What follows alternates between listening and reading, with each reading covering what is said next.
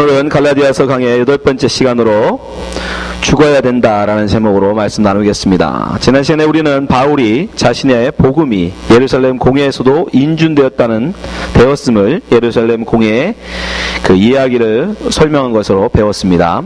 하나님은 베드로를 미리 준비하셔서 오직 구원은 하나님의 은혜로 되어지며 유대인이나 헬라인이나 차별이 없는 것임을 모든 사람이 인정하도록 하셨습니다. 또한 바울은 자신이 할 수 있는 최선을 다해서 디도를 준비하고 개별적으로 지도를 찾아다니면서 자신의 복음을 변명하고 설명하면서 다른 사람을 설득했습니다. 결국 이러한 결과로 예루살렘 공회라고 하죠. 이방인 기독교인들에게는 율법의 요구를 요구하지 않기로 가결합니다. 이걸 우리가 지난 시간에 배운 이야기죠. 그렇게 자신의 복음의 정당성을 변호한 바울은 바로 이어서 오늘 본문에 보니까 이제 베드로의 실수를 지적하는 그 이야기를 이야기합니다. 그러면서 오직 우리의 구원은 은혜로 되는 것이다 라는 것을 설명합니다. 과연 베드로의 실수가 어떻게 오직 우리의 구원은 믿음으로 말미암아 되는 것이라는 설명이 되는지 함께 오늘 배워보길 원합니다. 먼저 베드로가 한 실수에 대해서 먼저 우리가 알아봐야 되는데요. 갈라디아서 2장 11절 한번 보시기 바랍니다. 게바가 안디옥에 이르렀을 때에 책망할 일이 있기로 내가 저를 면책하였노라. 여기서 게바가 바로 베드로예요. 게바의 다른 이름이 베드로입니다. 게바는 히브리어적 표현이고 베드로는 헬라어 표현이에요. 같은 이름이에요. 게바. 이 게바가 안디옥에 이르렀을 때, 이 안디옥이 어디예요? 바울이 사역하고 있는 이 교회였죠. 그죠? 바울이 바나바와 함께 목회하고 있던 지역이 안디옥 교회였습니다. 그 교회로 왔던 것 같아요. 그 당시에 베드로는 예루살렘 교회의 목회자라고 할 수 있는, 최고 이렇게 지도자라고 할 수 있는 사람은 주의 형제 야고보였어요. 그죠? 근데 제자들은 어떤 한 특정 교회를 이렇게 담임하기보다는 순회를 하면서 복음을 전했습니다. 여러분들이 이해하셔야 될 게 뭐냐면, 그 당시에 베드로 이 제자들이 살아있을 당시에는 신약 성경이 없었어요. 그렇잖아요. 그죠? 신약 성경이 없었어요. 그냥 제자들이 말하면 그게 그 복음서예요. 복음이에요. 그러다 보니까, 근데 그 제자들밖에는 또 그 얘기를 해줄 사람이 없는 거예요. 복음의 이야기를. 그러니까 복음서, 우리가 얘기하는 마태, 마가, 누가, 요한, 이 복음서에서 예수의 이야기를 들을 수 있잖아요. 그러니까 예수님과 함께 살았던 이 제자들이 와서 그 당시에는 돌아다니면서 교회들에 이렇게 다니면서 거기 가서 예수의 이야기를 해주는 거예요. 그게 우리로 하면 신약 성경, 이 복음서의 이야기가 되는 거예요. 그렇게 베드로는 이것저것 돌아다니면서 순회하면서 말씀을 증거했는데 안디옥 교회도 이르렀던 것 같아요. 근데 문제는 안디옥 교회에 와서 안디옥 교인들은 대부분 뭐라고 그랬어요? 이방인들이라고 그랬잖아요. 그죠? 헬라인들이었단 말입니다. 이방인들이었어요. 근데 그들과 함께 집회가 끝나고 나서 우리 한국 교회처럼 식사를 했던 것 같아요. 교인들하고. 부흥 강사님이 오셨으니까 대접을 했을 거 아닙니까? 그래서 식사를 같이 하고 있었는데, 자 보세요. 12절 13절 야고보에게서 온 어떤 이들이 이르기 전에 게바가 이방인과 함께 먹다가 저희가 오매 그가 할례자들을 두려워하여 떠나 물러가매. 13절 남은 유대인들도 저와 같이 외식함으로 바나바도 저희의 외식에 유혹되었느니라. 이 상황 이해되세요? 자, 안디옥 교회에 왔으니까 교인들이 베드로를 대접했단 말입니다. 주의 수제자고 말씀을 증거해 주는 얼마나 감사해요. 그래서 식사를 대접했어요. 교인들이 대부분 이방인들이니까 같이 함께 했을 거 아닙니까? 그렇게 먹다가 야고보에게서는 어떤, 야고보가 바로 주의 형제 야고보 예루살렘 교회 목사가 거기에서 사람들이 몇 명이 왔나 봐요. 베드로가 말씀 전도한다는데 잘 지나는가, 어떻게 교인들이 얼마나 말씀에 은혜 받고 있나 한번 보자 하고 왔나 봐요. 그 소식을 듣고 베드로가 밥 먹다 말고 어떻게 한 거예요?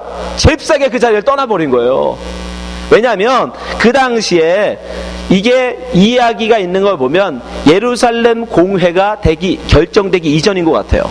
예루살렘 공회 이전에는 두 가지 그 교회에 이야기가 있었다고 그랬잖아요. 이 예수를 믿는다 할지라도 율법을 지켜야 한다. 율법. 근데 율법에 의하면 유대인, 할례를 받은 유대인들은 할례 받지 않은 이방인들과는 식사를 하면 된다, 안 된다? 안 돼요. 그들과는 함께 식사의 자리를 하면 안 됩니다. 식사를 함께 한다는 건 내가 너랑 같아 라는 뜻이에요. 내가 너랑 구별이 없어. 너는 나랑 친구야. 이 뜻이에요. 그래서 예수님이 세리들, 죄인들하고 밥 먹는 걸 바리새인들이 그렇게 뭐라고 한 거예요. 그건 예수님이 죄인의 자리로 내려가시는 거거든요. 자기를 낮추시는 거예요. 유대인 입장에서는 절대 그럴 수 없는 거예요. 그들과 구별되음이 거룩이니까 이방인들과 자기는 구별됐다고 생각하는데, 왜? 할례를 통해서 구별되어졌다고 생각하는데, 너, 나 함께 식사를 한다? 그럼 너와 나 구별이 없다는 뜻이거든요. 그러니까 율법적으로 보면 그럴 수 없는 거예요. 근데 베드로가 지금 이 자리에서 이방인들과 밥 먹다가 얼른 그 사람들이 오기 전에 일어나서 안 먹은 척하고 나갔다는 얘기는 뭐예요? 베드로의 마음에 무슨 마음이 있는 거예요? 자기도 아직 예수를 믿지만, 기독교인이지만 아직도 율법을 지켜야 된다는 마음이 있는 거예요. 그죠? 그게 없으면 굳이 일어날 필요 없잖아요. 그거 보여주면 못 돼요. 근데 왜 일어난 거예요? 그들의 그 비난이 무섭다기보다는 그 사람도 여전히 마음속에, 예수는 믿지만 그러나 우리는 율법을 따르고 지켜야 되는 사람이다라는 생각이 그도 있었던 거예요. 베드로에게도. 그래서 그들이 오니까, 그 예루살렘 교회는 말할 것도 없이 대부분 유대인 사람들이니까 대부분 그 사람들은 율법을, 대부분이 아니라 100%죠. 예루살렘 교회는 다 율법을 지키는 사람들이었단 말입니다. 그러니까 그들의 그 말이 두려워서 얼른 일어나 버린 거예요. 그리고 그 자리에 떠난 거예요. 그러니까 거기에 따라서 다른 사람들, 수제자인 베드로가 그 모습을 보여주니까 다른 사람들이 생각할 때는 진짜 바울의 이야기가 아니라 베드로, 그 율법을 지켜야 되는 베드로의 말이 맞나 보다. 네? 쉽게, 여러분들 더 쉽게 이야기하려면 우리나라 제사 문제를 가지고 얘기하자고요.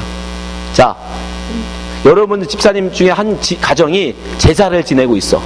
네? 제사를 지내고 있어요.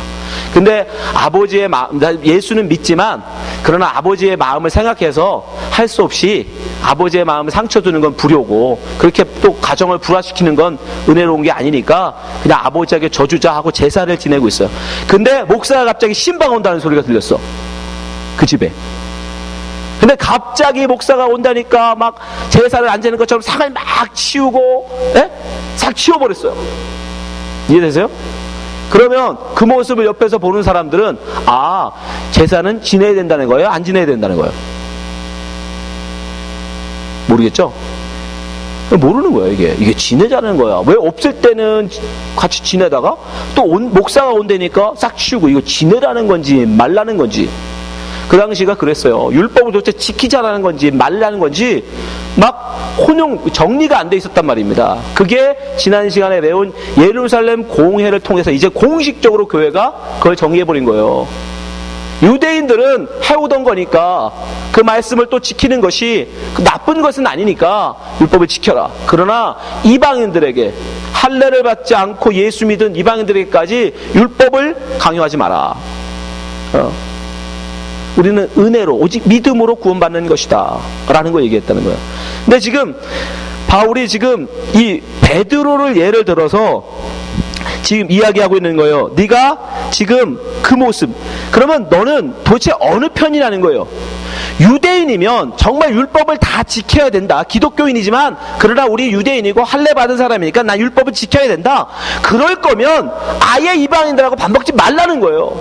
맞잖아요. 이방인, 유대인이라면 율법을 다 지킬 거면, 유대인으로 살 거면, 기독교인 유대인으로 살 거고 율법을 지킨 게 옳다라고 정말 확신하면 왜 이방인하고 밥 먹냔 말이에요. 그건 율법을 어기는 건데 밥 먹지 말라는 거예요. 그러면 아예, 그렇잖아요. 아예 유대인하고 같이 식사하시죠 해도 미안합니다. 나는 율법을 지키기 때문에 당신들과 식사할 수 없습니다. 죄송합니다. 해도 되잖아요.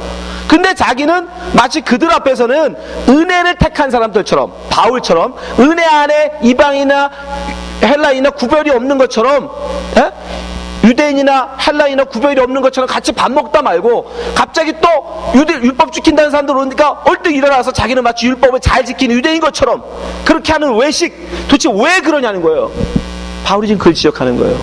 그러면서 14절 보세요. 그러므로 나는 저희의 복음의 진리를 따라 바로 행치 아니함을 보고 모든 자 앞에서 게바에게 이르되 내가 유대인으로서 이방을 쫓고 유대인답게 살지 아니하면서 어찌하여 억지로 이방인을 유대인답게 살게 하려느냐. 네가 유대인으로서 정말 유대인답게 살려면 처음부터 이방인들하고 밥 먹지 말았어야지. 왜 안디옥 교인들 보는 앞에서는 밥 먹어놓고 예루살렘 교인들 온다니까 뻘떡 일어나서 얼른 도망가냐 이거예요. 그래놓고 이방인들 안디옥 교인들한테는 너도 예수 믿던 이방인으로서 이방인이지만 너희도 예수 믿으니까 너희도 할례 받고 유대인 되라. 그게 말이 되냐는 거예요. 자기도 똑바로 유대인답게 안 살면서 왜 안디옥 사람들에게도 율법을 지켜야 된다라는 그런 말을 하냐 이거죠. 이해되세요? 무슨 말인지? 그게 그 얘기예요. 너도 유대인답게 살지 않으면서 왜 이방인들한테 유대인답게 살려고 하느냐. 그러니까 베드로가 유대인답게 살려고 했으면 아예 안디옥 교인들하고 밥 먹지 말았어야 돼요. 아니 더 엄밀하게 말하면 안디옥 교회는 오지도 말았어야 돼요.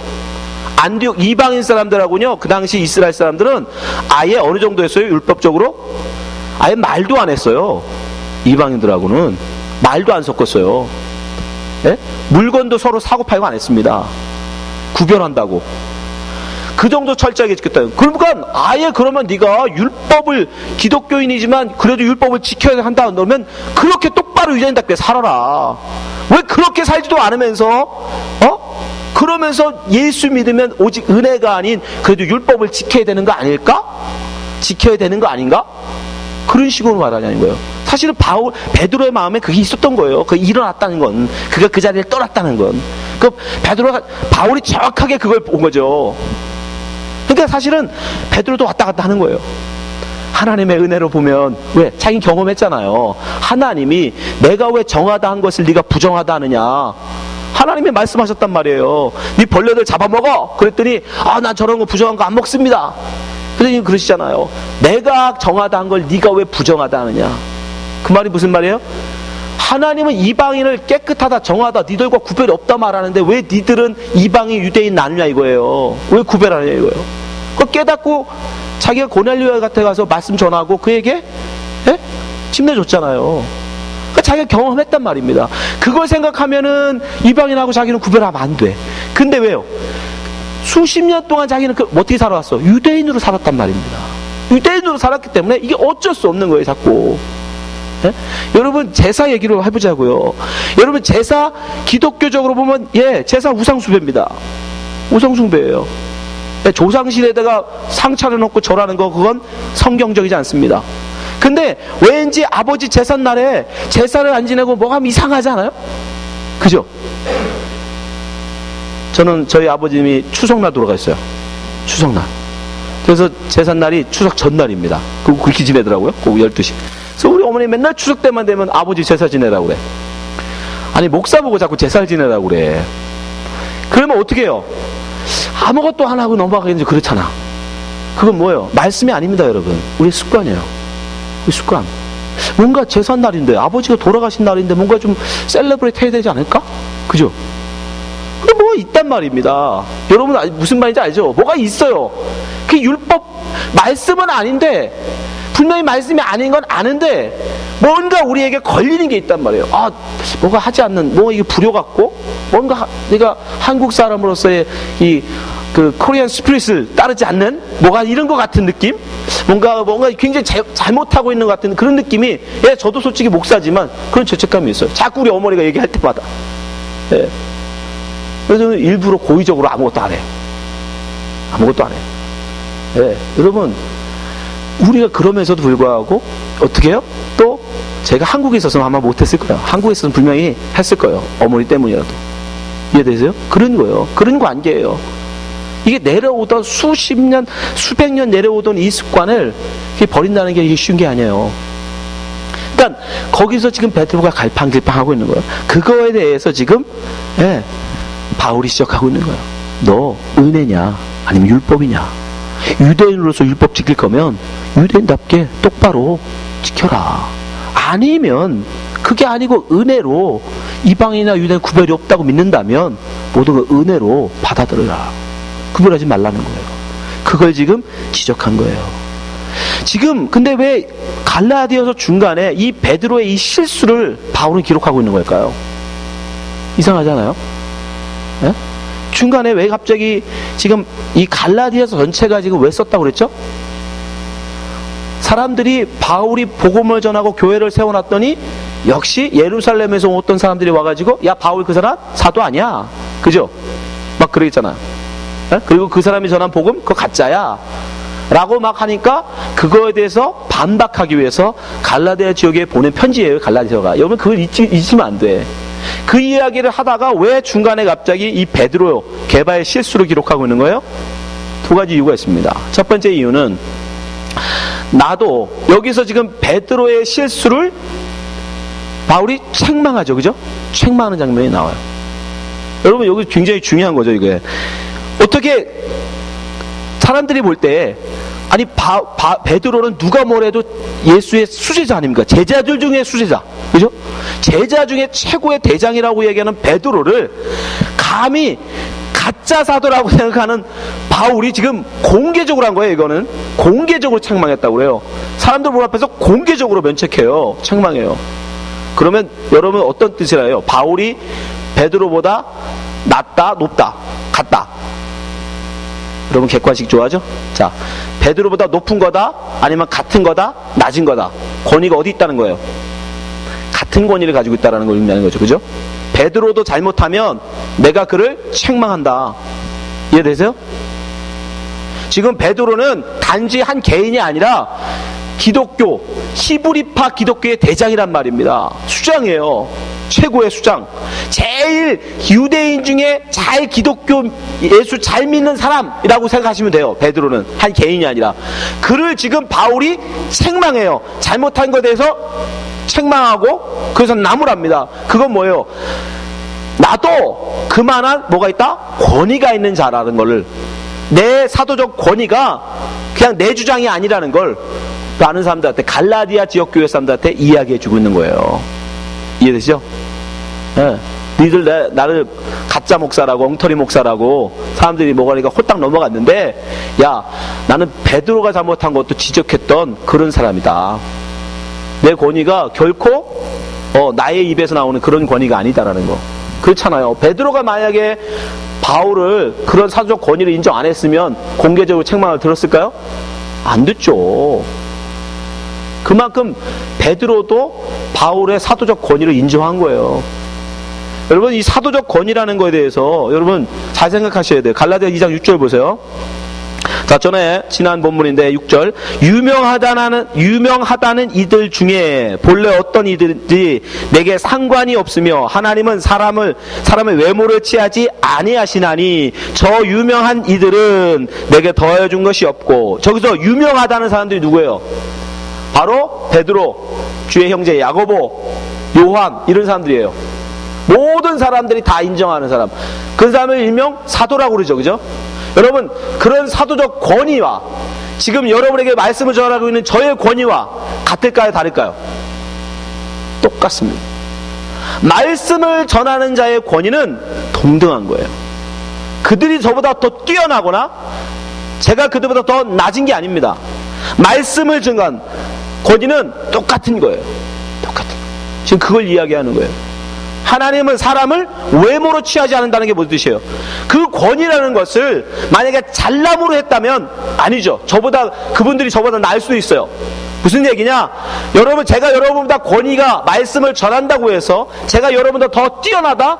절대 아니잖아요. 왜 제가 여러분 말씀을 전하는 자고 여러분 저의 말씀을 듣습니까? 저에게는 하나님의 은혜가 부어졌기 때문에 그래요. 말씀을 전하는 자로 세워졌기 때문이에요. 말씀을 전하는 자로 저에게 말 전하는 은사를 너에게 허락하셨고, 그것을 저에게 허락하셔서 제가 이 직분을 감당하고 있는 거예요. 이건 직분이에요. 제 능력이 아니에요. 제가 여러분보다 성경을 많이 알아서나 제가 여러분보다 뭐 잘나서 있는 게 아니란 말이에요. 외모가 아니에요. 외적인 어떤 능력, 내가 개인적으로 가질 수 있는 능력, 그게 아니고, 이거는 저나 여러분과 똑같은데 하나님의 하나님이 특별히 저에게는 말씀을 전하는 은혜를 허락하신 거고, 어떤 분에게는 밥을 지어서 사람들 섬기는 직분을 허락하신 거고, 어떤 분들에게 노래 잘하는 능력을 부어주셔서 찬양하는 은혜를 부어주시는 거고, 어떤 사람은 기계를 잘 다루는 능력을 줘서 방송에서 일하게 하는 거고, 교회에서 맡은 모든 직분은 다 동일합니다. 아멘? 차별이 없어요. 목사는 뭐 대단하고 주차장 청소하고 있는 집사님은 별 볼 일 없다? 천만의 말씀이에요. 그건 그런 말은 없어요. 모두 하나님께 맡은 직분은 동등합니다. 그럼 바울이 지금 그 얘기하고 있는 거예요. 모든 권위는 여러분 동등해요. 만약에 외모로 하나님이 취한 것에서 성경을 제일 많이, 이 교회에서 성경을 제일 많이 아는 사람이 목사해, 그랬으면 다르죠. 이해되시죠? 여기서 제일 믿음 좋은 사람이 목사해, 그랬으면 달랐을 거예요. 여기서 헌금 제일 많이 한 사람이 집사하고 장로해, 그랬으면 외모로 순서를 정했다면, 능력으로 순서를 정했다면, 직분을 줬다면 다르지만 그게 아니잖아요. 하나님의 은혜를 부어지는 거예요. 되고 싶다고 되는 것도 아니고 하기 싫다고 안 할 수 있는 것도 아니잖아요. 그죠? 그 때문에 모두가 동일하다는 사실 기억하셔야 돼요. 그럼 베드로도 인정해요. 베드로전서 2장 9절, 오직 너희는 택하신 족속이요 왕같은 제사장들이요 거룩한 나라요 그의 소유된 백성이니 이는 너희를 어두운 데서 불러내어 그의 기이한 빛을 들어가게 하신 자의 아름다운 덕을 선전하게 하려 하심이라. 너희는 다 왕같은 제사장입니다. 하나님께 부름받은 모든 사람들은 이제는, 옛날에는 제사장들을 하나님 따로 세우셨지만 혈통적으로 세우셨죠. 그죠? 이스라엘 민족에서 제사장은 아무나 될 수 없었어요. 그죠? 아무나 되는 게 아니에요. 혈통으로 택하세요. 혈통. 아론의 후손으로 난 사람만 제사장이 될 수 있었어요. 그러나 지금은 믿음으로 되는 거예요. 믿음으로 들어온 모든 사람에게 하나님은 제사장으로서 다 인정하신단 말이에요. 지금 베드로가 지금 이 바울이 베드로를 책망하는 장면, 이 모습을 통해서 지금 바울이 그걸 얘기하는 거예요. 말씀을 전하는 권위는 베드로나 나나 같다. 하나님의 계시의 말씀을 전하는, 저도 마찬가지인 거예요. 저도 지금 여러분 이 말씀을 담아서 여러분에게 전하고 있는 저의 권위도 마찬가지예요. 거기서 오는 거예요. 그 사람의 능력, 그 사람의 잘남, 그 사람의 어떤 뛰어남, 여러분 그런 게 아니에요. 여러분 그런 걸로 자꾸 목사를 보시면 안 돼요. 아셨어요? 그런 걸로 여러분은 목사를 구별하시면 안 돼. 오직 하나님의 은혜 안에 우리는 각자 달란트를 따라서 하나님이 맡겨주신 일들을 감당하는, 그래서 직분이라고 하는 거예요. 지위가 아니고 직분. 지위는 개인이 갖는 것이지만 직분은 그런 게 아니에요. 맡겨지는 겁니다.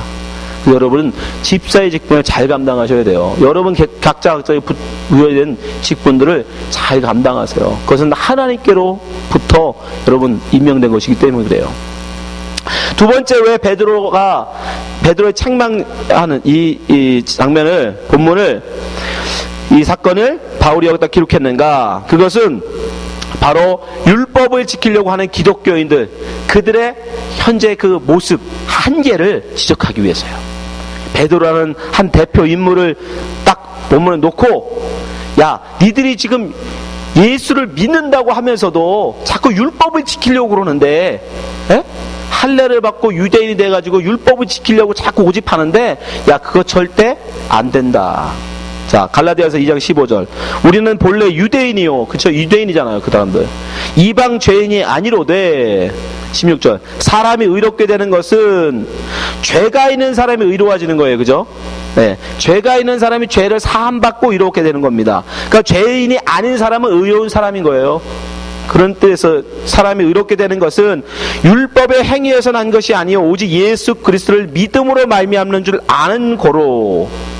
우리도 그리스도 예수를 믿나니 이는 우리가 율법의 행위에서가 아니고 그리스도를 믿음으로 의롭다 하심을 얻으려 함이라. 율법의 행위로서는 의롭다함을 얻을 육체가 없느니라. 우리 유대인이잖아. 우리 이제까지 율법 지키고 살아봤잖아. 너 그거 다 지킬 수 있디? 정말 그거 다 지키대? 그게 다 지켜지대? 이 얘기예요. 안 되잖아요. 그죠? 율법 우리는 뭐 안 해봤어요. 우리는 안 해봤으니까 모르지만 그들이 얼마나 그걸 지켜보려고 발버둥 쳤어요. 근데 안 되더라는 거예요. 안 되더라는 거예요. 그러니까 그거 아니더라는 거 아닙니까? 그 얘기를 하고 있는 거야. 우리 유대인이었어. 정말 율법을 지켜보려고 얼마나 했느냐. 그러나 안 되지 않느냐. 그럼 우리는 의롭게 될 수 있는 방법이 뭐 있냐. 율법으로는 안 되는데 예수 그리스도로 말미암는 다른 의 그거밖에 더 있느냐. 그래서 예수 믿는 건데 왜 자꾸 또 율법을 돌아가자고 그러느냐. 갈라디아 2장 17절 보세요. 그러면 어떻게 하느냐.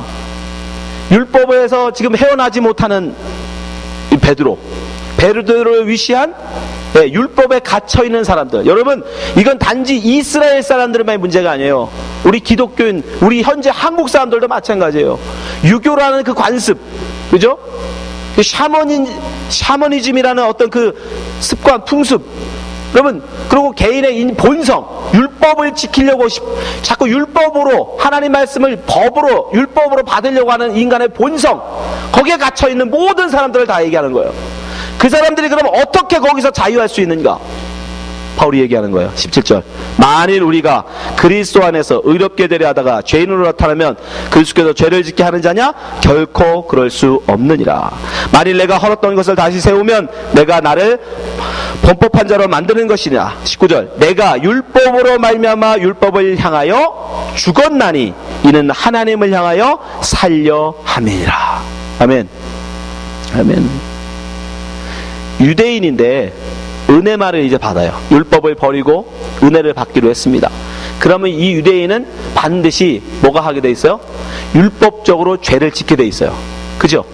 베드로를 예를 들어서, 자, 베드로가 오직 구원은 예수 그리스도를 믿는 믿음으로 되는 것이다 라는 것을 받아들이고 안디옥 교회 가서 사람들하고 어울리게 되면 자연스럽게 그는 은혜를 택함과 동시에 자연스럽게 율법적으로는 죄를 짓게 돼 있는 거예요. 그죠? 왜? 이방인들과는 어울리면 안 되는 그 죄를 짓게 돼 있잖아요. 그러면 예수를 잘 믿으려고 그런 건데 죄인으로 드러나네?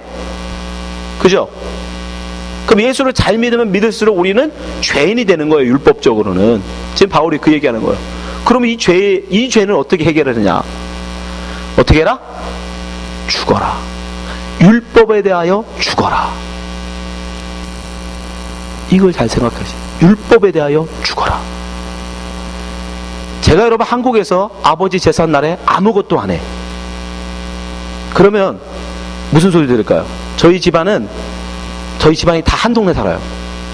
욕은 바가지로 욕은 바가지로 먹습니다. 그죠? 욕 먹는 정도가 저희 집은 왕따 당해요. 진짜로. 저희 동네는 아주 그런 보수적인 동네. 왕따 당합니다. 그럼 어떻게 해야 돼요? 여러분, 그 왕따를 두려워하시면 안 돼요. 죽으셔야 돼요. 예, 그것에서 죽으시라는 거예요. 그 율법에 대하여 죽어야 돼요. 그러지 아니하면 여러분들은 그 율법에 매이게 돼 있어요. 여러분, 제사 솔직히 얘기해서 정말 효도하는 마음으로, 여러분 정말 그 돌아가신 분 효도하는 마음으로 제사예요? 제가 장담하건대 99%는 다른 사람들 보려고 하는 거예요. 체면 때문에 하는 거예요. 솔직히. 안 그러세요? 그 진짜 그 사람 돌아가신 분 좋아하는 거 먹으려고 여러분 차려요? 제가 볼 때는 먹고 싶은 거 갖다 놓는 것 같아. 본인들이 먹고 싶은 거. 아니, 바나나요. 그분들이 어떻게 알아? 바나나를 왜 갖다 놓고 있다가 자기들이 먹고 자기들이 사기 쉬운 거 갖다 놓은 거 아니에요?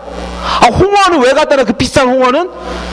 어디는 홍어가 빠지면 큰일 난대. 되게 비싸대요. 왜 갖다 놔요? 저 집은 얼마 형편이 안 되면 홍어도 못 갖다 놔. 이런 듣기 싫어서 그런 거예요. 안 그래요? 아, 우리 집은 1년에 한 번 쇠고기 굽고 먹기도 힘든데 전 제삿날 맨날 기다렸어. 왜?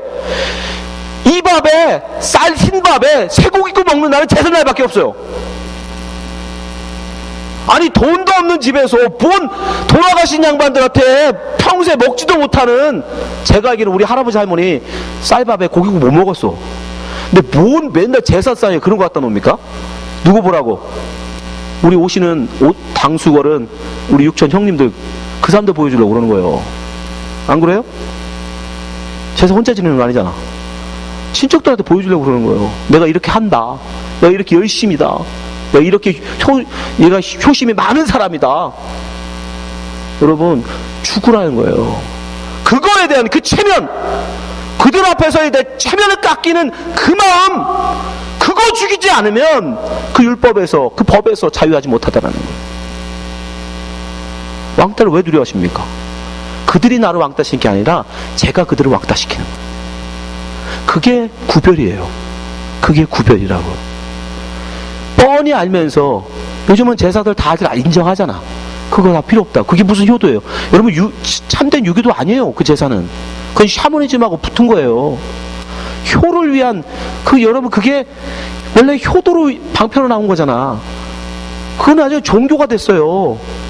원래 유교에는 조상신이라는 게 없어요. 예? 알면서도 지금은 그냥 다 가니까 수백 년 그렇게 샀으니까 수백 년 그렇게 하니까 따라가는 거야 그냥. 예? 거기서 왜 못 나와요? 남들이 손가락질하니까 욕하니까 죽어야 돼요. 죽어야. 베드로가 어떻게 율법에서 자유할 수 있어요? 예루살렘에 온 사람들이 자기를 향하여 너 왜 이방인들하고 밥 먹어? 라고 해도 야 나는 은혜를 믿는다. 이방인과 유대인이 구별이 없음을 나는 믿는다. 라고 한다면 여러분 그 율법에 대해 죽으면 상관없는 거예요. 그 사람들의 손가락질, 그 사람들의 비난, 왜 내가 말씀을 쫓아 사는 것이 중요하지 그들의 칭찬 반대로 합시다. 그들 따라가면 얻는 게 뭐예요? 세상으로부터 받는 칭찬밖에 더 있어요? 그죠? 그것도 본심이에요? 천만의 말씀 아시잖아요 여러분. 여러분도 해잖아.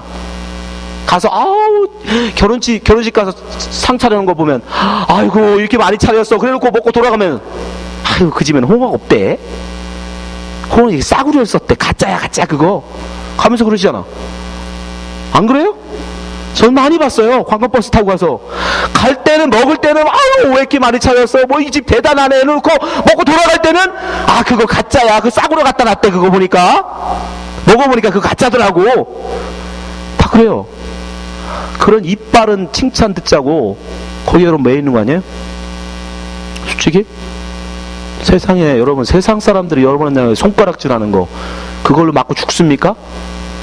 그걸로 죽는 게 아니에요. 우리가 진짜 중요한 건 하나님의 말씀이에요. 말씀에 너 지옥 가 그러면 죽는 거예요. 진짜로. 사람들이 여러분을 아무리 손가락질한다고 죽지 않습니다. 율법에 대하여 여러분 세상 그런 법에 대해서 여러분이 죽어야 돼요. 여러분의 그 마음, 그들로부터 칭찬을 얻으려는 그 마음, 제발 그걸 좀 버리세요. 내 자식 새끼 대학 보내는 것도 능력 뻔히 알지만 남들이 보니까 넌 사년제 가야 돼. 사년제 야 엄마 아빠 봐서라도 사년제 가라. 솔직히 내 미래가 아니라 아이의 미래를 생각해야 되는데 그런 게 어딨어. 어떡합니까? 우리는 여러분 알게 모르게 율법이라는 이 세상의 법, 세상의 눈에 매여 있어요. 거기서 자유하려면 한 가지 방법밖에 없어요. 바울은 뭐라 그래요? 죽으라는 거예요. 죽어라. 죽은 사람이 누가 욕을 하든 누가 뭐라고 하든 뭔 상관이에요. 죽는 거에 대해서 여러분 잘 아셔야 돼요. 우리는 율법을 향하여 죽지 않으면 결코 그렇게 될 수 없어요. 자, 갈라디아서 4장 9절 말씀 한번 보세요. 이제는 너희가 하나님을 알 뿐더러 하나님의 아신 바 되었거늘 어찌하여 다시 약하고 천한 초동환모로 돌아가서 다시 저에게 종노릇하려 하느냐. 종노릇이라고 해요. 종노릇. 그에 매여서 끌려가는 거. 알면서도 했으니까 남들이 욕하니까 안 하면 남들이 또 뭐라고 할 거니까 가는 거. 억지로. 그 종이지 뭐예요. 그죠? 주인과 종의 차이는 그거죠. 종은 끌려가는 거. 마지못해 끌려가는 모습. 10절 너희가 날과 달과 절기와 해를 삼가 지키니. 율법이에요. 율법에서 지키라는 절기들. 11절 내가 너희를 위하여 수고한 것이 헛될까 두려워하노라. 제발 그런 거에 끌려가지 말라는 거예요. 그럼 어떻게 해야 돼요? 2장 20절 갈라디아 2장 20절 내가 그리스도와 함께 십자가에 못 박혔나니 그런즉 이제는 내가 산 것이 아니오 오직 내 안에 그리스도께서 사신 것이라. 이제 내가 육체 가운데 사는 것은 나를 사랑하사 나를 위하여 자기 몸을 버리신 하나님의 아들을 믿는 믿음 안에 사는 것이라. 아멘. 예수님과 함께 죽을 때 어렵습니다 여러분. 네, 저도 인정해요. 여러분 나이를 드시면 드실수록 남들로부터 받는 비난, 손가락질 굉장히 모욕이죠. 굉장히 힘들죠. 그래서 예수님이 십자가에 모욕을 당하고 죽으신 거예요. 모욕을 당하시고 이 세상에서 받을 수 있는 모든 모욕을 다 당하셨어요. 그 십자가에 여러분 우리가 죽어야 돼요. 참 정말 신비롭지 않습니까? 여러분, 십자가에 죽는다는 건 바로 예수가 당하신 그 모든 모욕 같은 것을 우리도 당할 거라는 얘기예요. 여러분이 십자가 죽는 거 간단한 게 아닙니다. 단순한 게 아니에요. 제가 오늘 원래 다 하려고 했는데 다음 시간에 합시다. 십자가에 죽는다는 거, 예수와 함께 우리가 못 박힌다는 게 뭔지. 여러분, 우리는 죽어야 돼요. 여러분의 그 마음, 이 세상에서 다른 사람들로부터 보여주려고 하는 그 마음, 다른 사람부터 인정받으려고 하는 그 마음, 그걸 죽이지 않으면요, 우리는 절대 이 율법에서, 내가 이 세상의 법에서 헤어나올 수가 없어요. 거기서 자유할 수가 없어요. 그거는 결코 은혜로, 믿음으로 사는 삶이 아닙니다. 어렵죠. 힘들죠. 그러니까 기도하는 거예요. 그 힘을 달라고. 그 내게 이겨낼 수 있는 마음을 달라고. 남들로부터 비난할 때 그 아픔, 그 힘듦, 기도해서 토로내는 거야. 하나님, 내가 또 이런 모욕을 당합니다. 내가 이런 또 수모를 당합니다. 그럼 어떻게 하겠습니까? 그러나 지지 않게 하여 주옵소서. 그 세상에 굴복하지 않게 하여 주옵소서. 하나님 말씀에 끝까지 순종하게 하여 주옵소서라고 우리는 또 기도해야 되는 거예요. 여러분, 이겨내시기 바랍니다. 세상은 만만하지 않아요. 세상이 여러분 너희를 모욕할 때 마치 세상 모든 사람 앞에서 나라가 빨개 벗겨가지는 것 같은 그런 모욕을 당하여, 그런 왕따를 당할 거예요. 그런 놀림을 받을 거예요. 그런 침뱉음을 당할 겁니다. 그러나 그렇게 우리가 십자가에 죽을 때 예수와 함께 산다는 사실을 기억하시기 바랍니다. 그렇게 예수와 살 때 우리가 구원을 얻는 것입니다. 여기 계신 모든 분들이 예수와 함께 죽고 예수와 함께 다시 사는 성도 되시기를 주님의 이름으로 축원합니다.